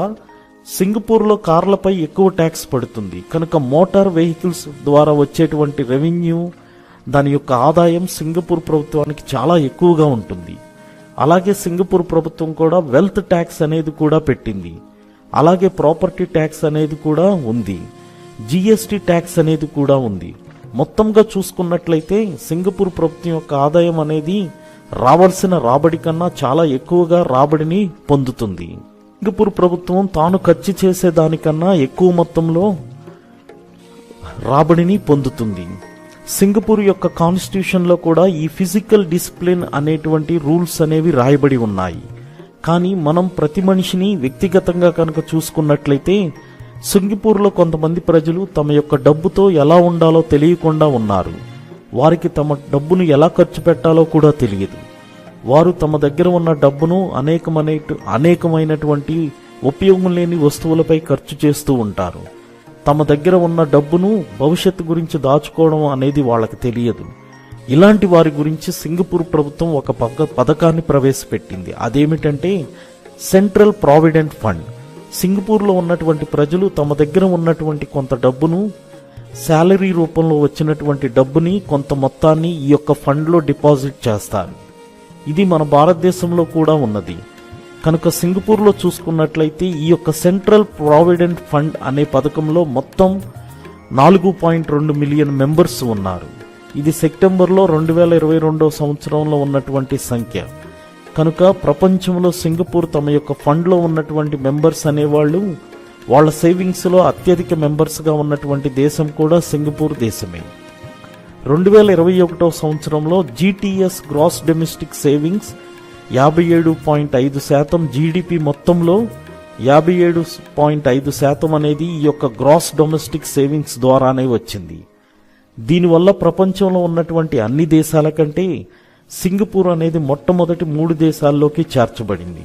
సింగపూర్ ప్రభుత్వం తమ యొక్క ఫండ్స్ ని చాలా జాగ్రత్తగా ఉపయోగకరంగా ఉపయోగించుకుంటుంది. కేవలం సింగపూర్ ప్రభుత్వం మాత్రమే కాదు, ఆ దేశంలో ఉన్నటువంటి ప్రజలు కూడా తమకున్నటువంటి ఫండ్ ని చాలా జాగ్రత్తగా మంచి పనులకు ఉపయోగిస్తూ ఉంటారు. నేను మీకు మొదట్లో చెప్పినట్టుగా సింగపూర్ దేశంలో సహజ వనరులు అనేవి ఏమీ లేవు. ఎందుకంటే సింగపూర్ అనేది చాలా చిన్న దేశం. ఒకవేళ సింగపూర్ ప్రభుత్వానికి సహజ వనరులు ఉన్నట్లయితే వాటిని ఉపయోగించుకోవడం లేదంటే వాటిని అమ్మి డబ్బులు సంపాదించుకోవడం చేసేది. కానీ దురదృష్టవశాత్తు సింగపూర్ దేశానికి సహజ వనరులు అనేవి ఏమీ లేవు. మరి ఇక్కడ మనకి ఒక ప్రశ్న రావచ్చు, మరి సింగపూర్ దేశంలో సహజ వనరులు అనేవి ఏమీ లేనప్పుడు అక్కడ ఉన్నటువంటి ప్రజలు డబ్బును ఎలా సంపాదిస్తున్నారు? సింగపూర్ మొదట్లో స్వాతంత్రం కొరకై పోరాడుతున్నప్పుడు అక్కడున్నటువంటి పంట పొలాలన్నీ ఏ పంటలు లేకుండా బీటలు వారి ఉన్నాయి. ఇవన్నీ బంజరు భూములుగానే ఉన్నాయి, అనగా దేనికి పనికి రాకుండా ఉన్నాయి. ఇలాంటి సందర్భాలలో ఆర్థిక వ్యవస్థ అనేది తప్పనిసరిగా ఉంచుకోవాలి. కనుక ఆర్థిక వ్యవస్థ అనేది ముందు కదలాలి అంటే 2 మార్గాలు ఉన్నాయి. మొదటి మార్గం ఏమిటంటే సింగపూర్ ప్రభుత్వం అనేది ఆర్థిక వ్యవస్థ కొరకే ఎంతో డబ్బును ఖర్చు చేయాల్సి ఉంటుంది. అనగా సింగపూర్ ప్రభుత్వం లార్జ్ ఇన్ఫ్రాస్ట్రక్చర్ని, ఎన్నో ప్రాజెక్ట్స్ని, PSUSని ఇలా ఎన్నో తయారు చేయాల్సి ఉంటుంది. రెండవది ఏమిటంటే సింగపూర్ ప్రభుత్వం అనేది ఆర్థికంగా అభివృద్ధి చెందడానికి తమ దేశాన్ని ఇతర దేశాలకు ఓపెన్ చేయాలి. అనగా ఇతర దేశాలను తమ దేశంలో బిజినెస్ చేసుకోవడానికి ఆహ్వానించాలి. అప్పుడు ఇతర దేశాల నుంచి ఎంతో మంది వచ్చి సింగపూర్ దేశంలో ఎన్నో కంపెనీలను పెట్టుకొని సింగపూర్ ప్రభుత్వానికి డబ్బులు చెల్లిస్తారు. ఈ విధంగా ఎన్నో ఫారెన్ కంపెనీస్ అనేవి సింగపూర్లోకి వస్తాయి. అలా వచ్చి ఎంతో డబ్బుని ఇన్వెస్ట్ చేస్తాయి. సింగపూర్ యొక్క మొట్టమొదటి ప్రధానమంత్రి ఈ రెండింటినీ చేశాడు. ఇతను సింగపూర్ ప్రభుత్వం యొక్క డబ్బును చాలా పెద్ద పెద్ద ఇన్ఫ్రాస్ట్రక్చర్ ప్రాజెక్ట్స్ కి ఉపయోగించాడు. ఉదాహరణకి ఇతను వరల్డ్ క్లాస్ పోర్ట్ను తయారు చేశాడు. ప్రపంచంలోనే అతిపెద్ద పోర్టుని తయారు చేశాడు. ఇప్పుడు మీరు సింగపూర్ యొక్క ఎయిర్పోర్ట్ను, విమానాశ్రయాన్ని కనుక చూసినట్లయితే లేదంటే సందర్శించినట్లయితే మీరు మీ కన్నులనే నమ్మలేరు. అంత గొప్పగా సింగపూర్ యొక్క విమానాశ్రయం ఉంటుంది. ప్రపంచంలోని అతిపెద్ద అతి గొప్పదైనటువంటి విమానాశ్రయం సింగపూర్లో ఉంది. సింగపూర్ విమానాశ్రయం లోపల ఇంకొక చిన్న నగరాన్ని కూడా నిర్మించారు. అది సింగపూర్ విమానాశ్రయం యొక్క గొప్ప ఖ్యాతి. కార్మికులకై పెద్ద పెద్ద భవనాలను నిర్మించారు. సింగపూర్ యొక్క మొట్టమొదటి ప్రధానమంత్రి హౌసింగ్ డెవలప్మెంట్ బోర్డు అనేది స్థాపించాడు. అలాగే ఎకనామిక్ డెవలప్మెంట్ బోర్డు అనేది కూడా స్థాపించాడు. ఇలా ఎన్నో ప్రాజెక్ట్స్ అనేవి అతను స్థాపించాడు. ఆ ప్రాజెక్టుల ద్వారా ఎంతో మందికి ఉపాధి సౌకర్యాలను కల్పించాడు. ఈ విధంగా సింగపూర్ దేశానికి ఆర్థిక వ్యవస్థకు ఈ ప్రాజెక్టులన్నీ ఒక వెన్నెముకగా నిలిచాయి. ఎందుకంటే ఈ దేశంలో సహజ వనరులు అనేవి ఏమీ లేవు. కనుక సింగపూర్ దేశానికి ఆ దేశంలో ఉన్నటువంటి ఏరియా, ఆ దేశంలో ఉన్నటువంటి ప్రాంతం మాత్రమే ఎంతో అడ్వాంటేజ్గా ఉంటుంది. ఒక చిన్న ద్వీపం అనేది ఎప్పుడూ తనకు తానుగా అభివృద్ధి కాలేదు. కనుక దీని అర్థం ఏమిటంటే సింగపూర్ దేశం అనేది చిన్న ద్వీపం. తమ ఆర్థిక వ్యవస్థను అభివృద్ధి చేసుకోవాలంటే ఇతర దేశాలకు తమ యొక్క డోర్లను తెరిచి ఉంచాలి. ప్రపంచ నలుమూలలో ఉన్నటువంటి దేశాలు అన్నిటికీ తమ దేశంలో ఇన్వెస్ట్మెంట్ చేసుకోమని ఆహ్వానాన్ని పంపించాలి. అప్పుడు అన్ని దేశాలు సింగపూర్లోకి వచ్చి ఎన్నో కంపెనీలు సింగపూర్లో స్థాపించి తమ బిజినెస్ను మరియు ఇన్వెస్ట్మెంట్లను చేస్తాయి. నేను మీకు ముందుగా చెప్పినట్లు సింగపూర్ అనేది ముఖ్యమైనటువంటి పోర్ట్. ఎన్నో నావలకు, పడవలకు పెద్ద పెద్ద షిప్పులకు ఇది ముఖ్యమైనటువంటి పోర్ట్. ఇది కొన్ని సంవత్సరాల బట్టి అన్ని నావలకు పెద్ద పెద్ద షిప్పులకు ఇది సెంటర్గా ఉన్నది. ఈ విధంగా అంతర్జాతీయ వ్యాపార పనులకు సింగపూర్ యొక్క పోర్ట్ అనేది ఎంతో ముఖ్యమైనది. కనుక చరిత్రలో మొదటి నుంచి ఇప్పటి వరకు కూడా సింగపూర్ ప్రభుత్వం ఈ యొక్క పోర్ట్ బిజినెస్ ను కొనసాగిస్తూనే ఉంది. ఎంతో గొప్ప విమానాశ్రయాన్ని నిర్మించింది. అలాగే సింగపూర్ విమానాశ్రయంలో ఒక హబ్ అనేది కూడా తయారు చేసింది. అనగా కనెక్టింగ్ ఫ్లైట్స్ మొత్తం ఈ యొక్క సింగపూర్ నుంచి మొదలవుతాయి.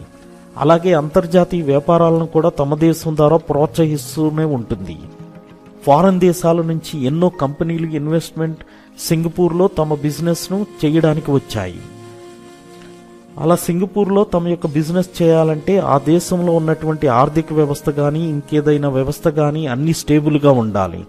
అనగా అంతర్జాతీయ వ్యాపారాలు తమ దేశంలో జరగాలంటే, ఇతర కంపెనీలు తమ దేశంలో ఇన్వెస్ట్మెంట్ పెట్టాలంటే వాళ్ళకి బిజినెస్ అనేది చాలా గొప్పగా జరుగుతున్నది అనేటువంటి ఒక అభిప్రాయాన్ని సింగపూర్ ప్రభుత్వం ఇవ్వాలి. దాని గురించే సింగపూర్ ప్రభుత్వం ట్యాక్స్ రేట్లు అనేవి చాలా తక్కువగా చేసింది. అలాగే రెడ్ టేపీస్ అని అన్ని అంతం చేసింది. పేపర్ వర్క్ అనేది ఉపయోగం లేకుండా చేసింది. ఎవరైనా కూడా సింగపూర్ దేశంలో బిజినెస్ స్టార్ట్ చేయాలంటే ఈ పేపర్ వర్క్ లేదా ఇంకేమైనా ఫార్మాలిటీస్ ఇవన్నీ ఏమీ లేకుండా ఒకే ఒక సింగిల్ ట్రేడ్ విండో అనేది మాత్రమే ఉంచింది. గవర్నమెంట్ ఏజెన్సీలో ఉన్నటువంటి సోమరిపోతు పని వాళ్ళందరినీ తీసేసింది. ఈ విధంగా సింగపూర్ ప్రభుత్వ ఏజెన్సీలో ఎవరైనా కూడా పనిచేస్తున్నారంటే వాళ్ళు చాలా కష్టపడి ఇతరులకు మంచి జరిగేలాగా మంచి అభిప్రాయం కలిగించేలా పనిచేయాలి. ఈ విధంగా అంతర్జాతీయ సంస్థలను వ్యాపార సంస్థలను తమ దేశంలో వ్యాపారం స్టార్ట్ చేయడానికి ఆహ్వానించింది. ఎవరైనా కూడా సింగపూర్ దేశంలో బిజినెస్ స్టార్ట్ చేయడానికి ఉన్నటువంటి ప్రాసెస్ అనేది చాలా స్వల్పతరంగా చేసింది. సింగపూర్ ప్రభుత్వం ఈ విధంగా అన్ని అంతర్జాతీయ సంస్థలకు తమ దేశంలో బిజినెస్ చేయడం అనేది చాలా సులువు అన్నటువంటి ఒక అభిప్రాయాన్ని ఇతర దేశాలకు కలిగించింది. ఈ విధంగా ప్రపంచంలోనే సింగపూర్ అనేది 2వ స్థానంలో ఈజ్ ఆఫ్ డూయింగ్ బిజినెస్ అనేటువంటి కేటగిరీలో ఉంది. మొదటి స్థానంలో న్యూజిలాండ్ దేశం ఉంది. ఇదంతా అయిన తర్వాత సింగపూర్ ప్రభుత్వానికి ఉన్నటువంటి అతి ముఖ్యమైన పని ఏమిటంటే దేశంలో ఉన్నటువంటి అవినీతిని నిర్మూలించటం. ఎందుకంటే అవినీతి అనేది దేశంలో ఉన్నట్లయితే ఆ దేశంలో బిజినెస్ వ్యాపారం చేయడం అనేది సాధ్యమైన పని కాదు. ఈ రోజుల్లో మనం చూసినట్లయితే ప్రపంచంలో ఉన్నటువంటి 180 దేశాలలో సింగపూర్ అవినీతి లేని దేశంగా 4వ స్థానంలో ఉంది. గత 10 సంవత్సరాల నుంచి ఏషియా దేశాలలో కేవలం సింగపూర్ మాత్రమే అవినీతి రహిత దేశాలలో ముందు 10 స్థానాలలో ఉంది. మరి ఇలా చేయడానికి గల కారణం సింగపూర్ ప్రధానమంత్రి ఏ ట్రిక్స్ ని పద్ధతులను ఉపయోగించాడు? మొట్టమొదటిగా అవినీతిని నిర్మూలించడానికి అతను ఏం చేశాడంటే ప్రభుత్వ ఉద్యోగులందరికీ జీతాన్ని పెంచాడు. అలాగే రాజకీయ నాయకుల యొక్క జీతాన్ని మరియు మినిస్టర్స్ యొక్క జీతాన్ని కూడా పెంచాడు. సింగపూర్ ప్రధానమంత్రి వాళ్ళ జీతాన్ని ఎంత పెంచాడంటే మీరు కలలో కూడా ఊహించి ఉండరు. ఈ రోజున సింగపూర్ ప్రభుత్వం యొక్క ప్రైమ్ మినిస్టర్ ప్రధానమంత్రి యొక్క జీతాన్ని మనం గనక చూసినట్లయితే ప్రపంచంలోనే అందరి ప్రధానమంత్రుల కంటే అన్ని దేశాల ప్రధానమంత్రుల కంటే సింగపూర్ ప్రధానమంత్రి జీతమే చాలా ఎక్కువ. ఇతని యొక్క నెల జీతం ఎంత అంటే 1.610.00 మిలియన్ US$. ఇతని యొక్క జీతం అమెరికా ప్రెసిడెంట్ అయినటువంటి జో బైడెన్ కన్నా చాలా రెట్లు ఎక్కువ. అలాగే రష్యన్ డిక్టేటర్ అయినటువంటి పుతిన్ యొక్క జీతం కన్నా చాలా రెట్లు ఎక్కువ. ఇదే విధంగా సింగపూర్ ప్రభుత్వ ఉద్యోగులకు కూడా జీతం అనేది చాలా అధికంగా పెంచబడింది. వాళ్ళకు కూడా చాలా మంచి జీతాలు ఇవ్వబడ్డాయి. ఇక్కడ ఈ ప్రధానమంత్రి ఉపయోగించినటువంటి లాజిక్ ఏమిటంటే మనం గనక గవర్నమెంట్ ఉద్యోగులకు మరియు మినిస్టర్లకు మంచి జీతాలు ఇచ్చినట్లయితే అప్పుడు వాళ్ళు ఇంకా డబ్బులు కావాలని చెప్పి అవినీతిని చేయడానికి ఇష్టపడరు. ఎందుకంటే వాళ్ళ జీతం అనేది చాలా రెట్లు ఎక్కువగా ఉంది కనుక. ఇంతే కాకుండా వీళ్ళందరికీ జీతాలు పెంచడానికి ఇంకో కారణం కూడా ఉంది. అదేమిటంటే వాళ్ళు తమ యొక్క పనిని ఇంకా చాలా గొప్పగా చేసినట్లయితే దానికి తగ్గట్టుగా జీతం కూడా పెంచబడుతుంది. వాళ్ళు గనక తమ ఉద్యోగంలో ఇంకా గొప్పగా పని చేసినట్లయితే వాళ్ళకి ఎన్నో అలవెన్సెస్ బోనస్ కూడా ఇస్తున్నారు. మూడవ కారణం ఏమిటంటే, ఎవరైనా మంత్రులు, సింగపూర్ ప్రభుత్వంలోని మంత్రులు గాని డబ్బు మీద వ్యామోహంతో వాళ్ళకి ఇచ్చేటువంటి ఇంత గొప్ప శాలరీ కూడా వాళ్ళకి సరిపోనట్లు వాళ్ళు గనక అవినీతి చేసినట్లయితే వాళ్ళకి సింగపూర్ ప్రభుత్వం పనిష్మెంట్ అనేది ఇస్తుంది. వాళ్ళకి $1,00,000 ఫైన్ అనేది ఉంటుంది. అలాగే 5 సంవత్సరాలు జైలు శిక్ష కూడా ఉంటుంది. 1960వ సంవత్సరం పిఏపి పార్టీ ఒక పథకాన్ని ప్రవేశపెట్టింది. అదేమిటంటే provision of corruption act. Prevention of Corruption Act was passed today. While directed mainly at corruption in the public services. వాళ్ళ యొక్క ప్రొవిజన్ ఆఫ్ కరెక్ట్ యాక్ట్ ప్రకారం ప్రాక్టీస్ ఇన్వెస్టిగేషన్ బ్యూరో అనేది ఒకటి ఏర్పాటు చేశారు. Corrupt practice investigation bureau. ఈ యొక్క బ్యూరోకి ఎన్నో అధికారాలను ఇచ్చారు. అలాగే ఈ యొక్క బ్యూరో అనేది స్వతంత్రంగా పనిచేస్తుంది. వీరి యొక్క ముఖ్య పని ఏమిటంటే, అవినీతి ఎవరైనా చేసినట్లయితే వాళ్ళని ఎంక్వైరీ చేయటం, ఆ యొక్క అవినీతిని ఇన్వెస్టిగేట్ చేయటం.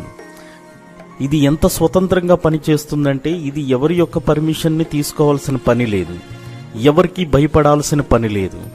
ఇలాంటి ఒక ఆపరేషన్ అటానమీ అనేది ఈ యొక్క బ్యూరోకి ఇవ్వబడింది. ఈ బ్యూరో అనేది ప్రధానమంత్రి ఆఫీస్ కిందకు వచ్చినా కూడా, ప్రధానమంత్రి ఆఫీస్ కింద పనిచేసినా కూడా ఆపరేషన్ అనేది స్వతంత్రంగా చేస్తుంది. ఈ బ్యూరో ఎప్పుడైనా ఏదైనా అవినీతిని ఇన్వెస్టిగేషన్ చేసేటప్పుడు ప్రధానమంత్రి దీనిలో జోక్యం చేసుకోకూడదు. అలాగే మళ్లీ సింగపూర్ ప్రభుత్వం నుండి ఎటువంటి రాజకీయ నాయకులు కూడా దీనిలో జోక్యం చేసుకోకూడదు. ఇలా ఈ బ్యూరో అనేది ఎంతో స్వతంత్రంగా అవినీతి నిర్మూలనకై పనిచేస్తూ ఉంటుంది. ఈ యొక్క ఆపరేషన్ అటానమీ అక్కడ చాలా ముఖ్యమైనది. ఎందుకంటే సింగపూర్ ప్రభుత్వంలో ఎవరైనా కూడా, ఏ రాజకీయ నాయకులైనా కూడా అవినీతిని చేసినట్లయితే వాళ్ళ మీద ఈ ఏజెన్సీ అనేది యాక్షన్ తీసుకుంటుంది. సింగపూర్ యొక్క పర్యావరణాన్ని గురించి మాట్లాడినట్లయితే, సింగపూర్ ప్రభుత్వం 1972వ సంవత్సరంలో మొక్కలు నాటే కార్యక్రమం అనేది మొదలుపెట్టింది.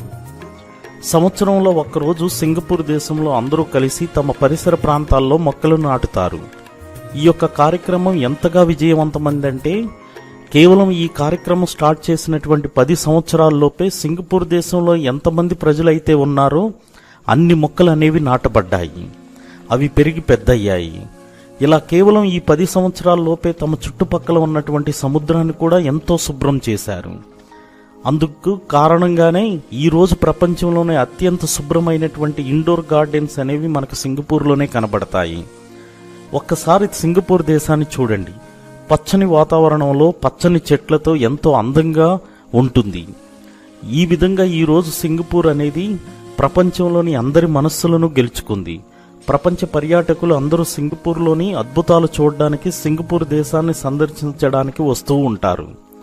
మనం కొన్ని ముఖ్యమైనటువంటి సెక్టార్ గురించి మాట్లాడినైతే, సింగపూర్ దేశంలో టెక్స్టైల్ ఇండస్ట్రీస్ మరియు పెట్రోకెమికల్ రిఫైనరీస్ అనేవి మొదలుపెట్టారు. కానీ అప్పటి ప్రధానమంత్రికి ఈ యొక్క ఫ్యాక్టరీస్ అనేవి అతి తక్కువ పెట్టుబడితో మొదలు పెట్టడం అనేది ఇష్టం లేదు. ఇతను కోరుకున్నది ఏమిటంటే, ప్రపంచంలో ఉన్నటువంటి ఫ్యాక్టరీలన్నిటిలో సింగపూర్ దేశంలో ఉన్నటువంటి ఫ్యాక్టరీలు చాలా గొప్పగా, దృఢంగా ఉండాలని కోరుకున్నాడు. అందుకని ఈ ఫ్యాక్టరీలు పూర్తిగా టెక్నికల్ స్కిల్స్తో పనిచేయడానికి సింగపూర్ ప్రజలకు స్కూల్ నుంచి మరియు కాలేజీల నుంచి టెక్నికల్ కోచింగ్ స్కిల్స్ మరియు అధునాతనమైనటువంటి శిక్షణ ఇవ్వడానికి కావలసినటువంటి అన్ని సదుపాయాలను సింగపూర్ ప్రజలకు సమకూర్చాడు. ఈ విధంగా సింగపూర్ ప్రజలందరూ, ముఖ్యంగా అక్కడ ఉన్నటువంటి యువత మొత్తం ఈ యొక్క టెక్నికల్ స్కిల్స్తో గొప్పగా రాణించి తమ దేశంలోని ఫ్యాక్టరీలను ప్రపంచంలోనే అన్ని దేశాల ఫ్యాక్టరీల కంటే అధునాతంగా తీర్చిదిద్దారు. సింగపూర్ ప్రభుత్వం తన రాజ్యాంగంలో ఒక చట్టాన్ని ప్రవేశపెట్టింది. అదేమిటంటే, పనిచేసే అందరి కార్మికులకు నెలకు స్కిల్ డెవలప్మెంట్ స్కీమ్ అనేటువంటి బోనస్ను కూడా ప్రవేశపెట్టింది. ఈ విధంగా గవర్నమెంట్ తన కార్మికులకు ఇచ్చేటువంటి ఈ యొక్క నెలసరి స్కిల్ డెవలప్మెంట్ అనేటువంటి బోనస్ను స్కిల్ డెవలప్మెంట్ ఫండ్కు పంపిస్తారు. స్కిల్ డెవలప్మెంట్ ఫండ్కు పంపించిన తరువాత ఈ విధంగా పంపించినటువంటి ఈ యొక్క డబ్బులు ఎన్నో అధునాతనమైనటువంటి టెక్నాలజీకి సంబంధించినటువంటి స్కిల్ డెవలప్మెంట్ని రూపొందించడానికి లేదా కనుగొనడానికి ఖర్చు పెడతారు. 1990వ సంవత్సరం నుంచి ఈ టెక్నికల్ స్కిల్ డెవలప్మెంట్ యొక్క సహాయంతో ప్రపంచంలోకెల్లా అధునాతనమైనటువంటి కొత్త టెక్నాలజీని ఈ సింగపూర్ దేశం మిగతా ప్రపంచ దేశాల అన్నిటికీ అందిస్తుంది. ఉదాహరణకు మనం చూసుకున్నట్లయితే Biotech, engineering, aerospace, integrated circuits, pharmaceuticals, petroleum, chemicals, semi conductors, ఈ విధంగా ఎంతో కొత్త అధునాతన పరికరాలను ప్రపంచ దేశాలకు అందిస్తుంది. సింగపూర్ ఈ విధంగా ఎంతో గొప్పగా టెక్నాలజీలో రాణించిందంటే సింగపూర్ ప్రభుత్వం తమ యొక్క పౌరులకు ఎంతో గొప్ప ఎడ్యుకేషన్ సౌకర్యాలను తమ పౌరులకి ఇస్తుందో ఒక్కసారి ఆలోచించండి. అలాగే తమ దేశ పౌరులకు టెక్నాలజీకి సంబంధించినటువంటి ఎన్నో గొప్ప స్కిల్స్ను కూడా చిన్నప్పటి నుంచి స్కూల్స్ ద్వారా, కాలేజీల ద్వారా బోధిస్తుంది. ఇలా సింగపూర్ ప్రభుత్వం తన దేశ పౌరులను తన దేశంలో ఉన్నటువంటి ఇండస్ట్రీస్లో పనిచేయడానికి, అనేక బిజినెస్ రంగాలలో, వ్యాపార రంగాలలో రాణించడానికి ఎంతో తోడ్పడుతుంది. ఈ విధంగా సింగపూర్ ప్రభుత్వం తన దేశంలో సహజ వనరులు లేకపోయినా కూడా ప్రపంచ దేశాలన్నీ సింగపూర్ దేశం వైపుకు తిరిగి చూసే అంత గొప్పగా ప్రపంచంలోనే ఎదిగింది. ఇంత గొప్ప అభివృద్ధి సింగపూర్ దేశం తన దేశంలో చేసినప్పటికి కూడా ఇంకా అక్కడ ఒక ఆశ్చర్యకరమైన విషయం ఉంది. అది ఏమిటంటే అప్పటి ప్రధానమంత్రి అయినటువంటి లీ కువాన్ యూకు తన చుట్టుపక్కల ఉన్నటువంటి పర్సనాలిటీ కల్ట్ని ఎదగనివ్వలేదు. ఎందుకంటే అతను తీసుకున్నటువంటి ఏ నిర్ణయాలు అయినా కూడా తన యొక్క పూర్తి ఫోకస్ మొత్తం కూడా సింగపూర్ దేశ అభివృద్ధిపైనే ఉంచేవాడు. అంతేగాని తన గురించి తాను గొప్పలు చెప్పుకోవడానికి, లేదంటే తన చుట్టూ ఉన్నవాళ్లు తనను పొగడడానికి, తనను ఆకాశంలో ఎత్తడానికి ఇలా ఎవరైనా చేస్తారని చెప్పి తన చుట్టూ ఉన్నటువంటి ప్రజలకు కూడా తను ఒక గొప్ప ఉదాహరణగా ఉన్నాడు. తను కష్టించి పనిచేసే విధానం ద్వారా అందరూ తమ వంతు బాధ్యతను తీసుకుని దేశాభివృద్ధికి పాటుపడాలని చాటి చెప్పాడు. కానీ ఇప్పుడు గనక మీరు సింగపూర్ దేశాన్ని సందర్శించినట్లయితే మీకు సింగపూర్ దేశంలో ఎక్కడా కూడా ఈ యొక్క ప్రధాని లీ కువాన్ యూ యొక్క విగ్రహాలనేవి కనపడవు. అలాగే అతని గౌరవార్థం కూడా ఎలాంటి మాన్యుమెంట్స్ కానీ ఏవి మీకు కనపడవు.